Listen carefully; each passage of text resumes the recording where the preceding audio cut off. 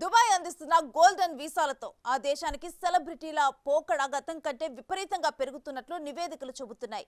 వీరితో పాటు టెక్ సంస్థలు కూడా అటువైపే వెళ్లడానికి దృష్టి పెడుతున్నాయి. యుఏఈలో వస్తున్న అవకాశాలు, ఆ దేశం ఇస్తున్న సౌకర్యాలు ఇప్పుడు మరింత ఆకర్షణీయంగా మారాయి. మరీ ప్రతిష్టను పెంచుకోవాలనుకునే వాళ్ళు దుబాయ్ని ఎందుకు వద్దనుకుంటారు?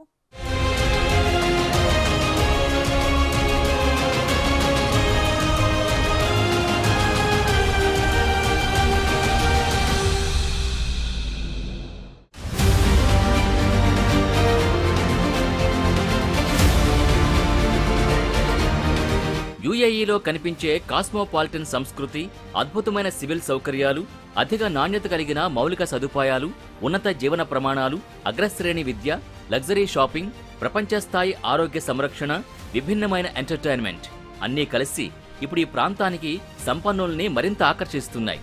ఇక ఒకసారి దేశం వచ్చిన కుబేరుల్ని వదిలిపెట్టకుండా దుబాయ్ కూడా తగు సౌకర్యాలు కలిగిస్తోంది. ఇందులో భాగంగానే ఇండియన్ సెలబ్రిటీలకి గోల్డెన్ వీసాల్ని గుర్తింపుగా ఇస్తోంది.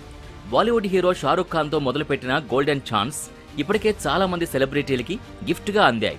మమ్ముట్టి, మోహన్ లాల్, రజనీకాంత్, కమల్ హాసన్ వంటి హీరోల తర్వాత సీనియర్ నటుల్లో ఇటీవల చిరంజీవికి యుఏఈ ప్రభుత్వం నుంచి గోల్డెన్ వీసా వచ్చింది. ఇక ప్రస్తుత తరం అగ్రనటులకి, బాలీవుడ్ సెలబ్రిటీల్లో చాలా మంది ప్రముఖులకి ఈ గోల్డెన్ వీసా వచ్చింది. సినీ ప్రముఖులకే కాకుండా ఈ గోల్డెన్ వీసాల్ని ప్రముఖ వ్యాపారవేత్తలకు, వారి వ్యాపారాల్ని కొనసాగించే తర్వాతి తరానికి, నిపుణులకు, పరిశోధకులకు కూడా అందిస్తున్నారు.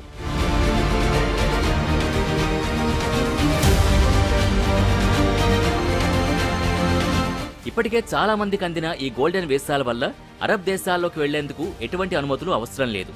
ఈ వీసాతో 10 ఏళ్ల పాటు నివాసం ఉండొచ్చు. ఆ తర్వాత కూడా వీసా దానికదే రెన్యువల్ అవుతుంది.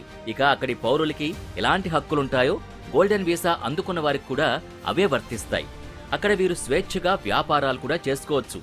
ఎన్ని సంవత్సరాలైనా ఆ దేశాల్లో ఎలాంటి షరతులు లేకుండా జీవించవచ్చు. ఒకవేళ గోల్డెన్ వీసా ప్రాథమిక హోల్డర్ మరణిస్తే ప్రాయోజిత కుటుంబ సభ్యులకు ఈ అనుమతి చెల్లుబాటు అవుతుంది. సాధారణంగా దుబాయ్లో వీసా పొందాలంటే స్పాన్సర్ లేదా యజమాని అవసరం ఉంటుంది. అయితే గోల్డెన్ వీసా ఉంటే అలాంటి అవసరం ఉండదు. గోల్డెన్ వీసా ఉన్నవారు 6 నెలల కంటే ఎక్కువ కాలం దుబాయ్ బయట నివాసం ఉన్న వీసా రద్దు కాదు. గోల్డెన్ వీసా ఉన్నవారు వారి కుటుంబ సభ్యుల్ని సైతం స్పాన్సర్ చేసుకోవచ్చు. వీరు స్పాన్సర్ చేసే గృహ కార్మికులపై ఎలాంటి పరిమితి ఉండదు. గోల్డెన్ వీసా ఉన్నవారికి దుబాయ్లో అమల్లో ఉన్న ప్రత్యేక బీమా పాలసీలు కూడా అమలవుతాయి. మరి ఇన్ని అవకాశాలుంటే దుబాయ్ నివాసాన్ని ఎవరు కాదంటారు?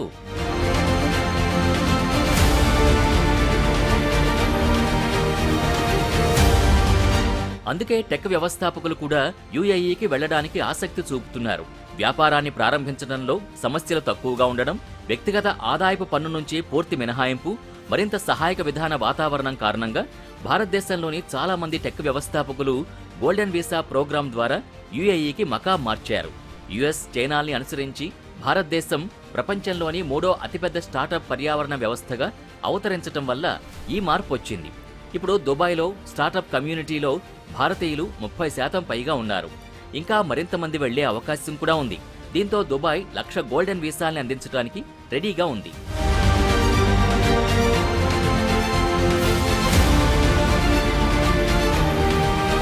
సంపన్న భారతీయులు లగ్జరీ లైఫ్ కోసం దుబాయ్ తరలి వెళ్తున్నారు. వ్యాపారవేత్తలు, పారిశ్రామికవేత్తలు విలాసవంతమైన జీవనం కోసం తమ ఆకాంక్షలు నెరవేర్చుకోవడానికి దుబాయ్ రియల్ ఎస్టేట్ రంగంలో భారీగా పెట్టుబడులు పెడుతున్నారు. అలాగే భారత్ నుంచి పాశ్చాత్య దేశాలకు వెళ్లేవారు దుబాయ్ మీదుగా వెళ్లాల్సిందే. దీనికి తోడు దుబాయ్ ఇంటర్నేషనల్ ఫైనాన్షియల్ సెంటర్ ఆధ్వర్యంలో ఫిన్టెక్ ఎకోసిస్టమ్ అందుబాటులోకి రావడం కూడా యువ భారత పారిశ్రామికవేత్తల్ని దుబాయ్ ఆకర్షిస్తోంది. 5 ఏళ్లలోపు యుఏఈ ఒక బలమైన రెగ్యులేటరీ ఫ్రేమ్వర్క్ని ప్రవేశపెట్టింది. ఇది సంపన్నులకు వారి సంపదని రక్షించడానికి, మెరుగుపరుచుకోవడానికి అనేక దారుల్ని అందిస్తుంది. ఈ క్రమంలో 2024లో రికార్డు స్థాయిలో 6,700 మంది సంపన్న వలసదారుల నికర ప్రవాహాన్ని యుఏఈ ఆకర్షిస్తుందని నివేదికలు చెబుతున్నాయి.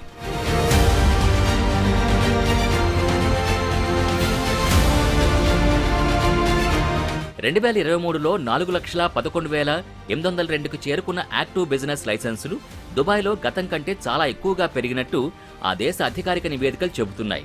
2022 నుంచి చూస్తే 30% పెరుగుదల కనిపిస్తుంది. ఇది 2021 స్థాయిల నుంచి గణనీయంగా 75% పెరుగుదలను సూచిస్తుంది. దుబాయ్ ఇంటర్నేషనల్ ఫైనాన్షియల్ సెంటర్ ప్రకారం ఫ్రీ జోన్లో రిజిస్టర్ చేసిన సంఖ్య మునుపటి సంవత్సరంతో పోలిస్తే 2023లో 26% పెరిగి 5,500 మించిపోయింది. దీంతో ఫ్రీ జోన్లో ఉపాధి కూడా భారీగా వృద్ధి చెందింది. ఇప్పుడక్కడ సుమారు 41,600 మంది ఉద్యోగులు పనిచేస్తున్నారు.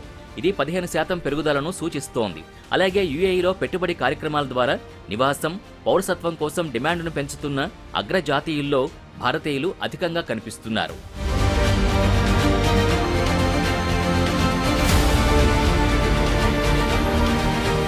ఇక యుఏఈ వ్యాపార అనుకూల విధానాల వల్ల మరింత మంది భారతీయ కుబేరులు ఇక్కడికి రావడానికి నిర్ణయించుకుంటున్నారు. ఇటీవల యుఏఈ తన ఆర్థిక వ్యూహాన్ని సాంప్రదాయ నమూనాల నుంచి ఉపాధితో ముడిపెట్టి ముఖ్యంగా చమురు సంపన్న ప్రాంతాల్లో బలమైన శక్తిగా మారాలని అనుకుంటోంది. ఇందులో భాగంగానే యుఏఈ ప్రభుత్వం దీర్ఘకాలిక గోల్డెన్ వీసాల కోసం అర్హత ప్రమాణాల్ని విస్తృతం చేసింది. అలాగే కంపెనీలకు మెజార్టీ స్థానిక భాగస్వామిని కలిగి ఉండాలనే నిబంధనను తొలగించడం వంటి సంస్కరణలు ప్రవేశపెట్టింది. సోమవారం నుంచి శుక్రవారం వరకు అంటే వారానికి 5 రోజుల పని దినాలు కూడా మారారు.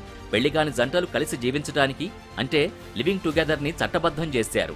ఈ మార్పులు దుబాయ్ని తాత్కాలిక నగరం నుంచి ప్రవాసుల్ని ఆకర్షించే పర్మనెంట్ నివాస నగరంగా మార్చడానికి ఉపయోగపడింది.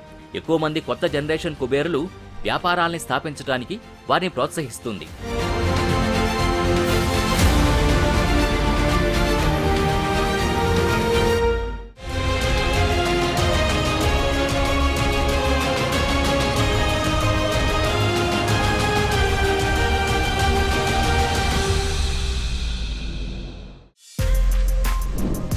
For more videos like this, subscribe Big TV channel.